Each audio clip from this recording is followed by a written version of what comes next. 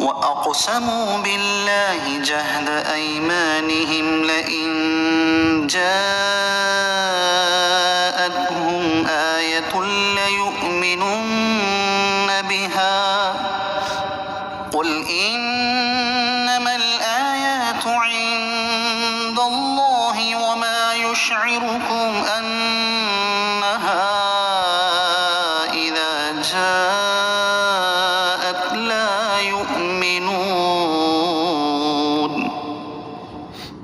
اور انہوں نے بڑی تاکید سے اللہ کی قسم کھائی کہ اگر ان کے پاس کوئی نشانی آئی تو ضرور اس پر ایمان لائیں گے۔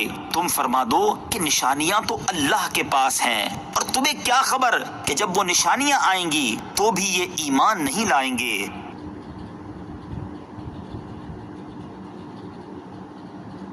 کفار مکہ نے تاجدار رسالت صلی اللہ تعالیٰ علیہ وآلہ وسلم کی خدمت میں عرض کیا کہ آپ صلی اللہ تعالیٰ علیہ وآلہ وسلم حضرت موسیٰ اور حضرت عیسیٰ علیہ السلام کے معجزات بیان فرماتے ہیں، اگر ہم کو ہماری منہ مانگی نشانیاں دکھا دیں تو ہم آپ صلی اللہ تعالیٰ علیہ وآلہ وسلم پر ایمان لے آئیں گے۔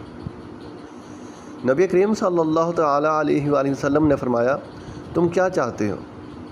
انہوں نے کہا، صفا پہاڑ سونے کا ہو جائے یا ہمارے بعض مردے جی کر آپ صلی اللہ تعالیٰ علیہ وآلہ وسلم کی گواہی دے دیں یا فرشتے ہمارے سامنے آ جائیں۔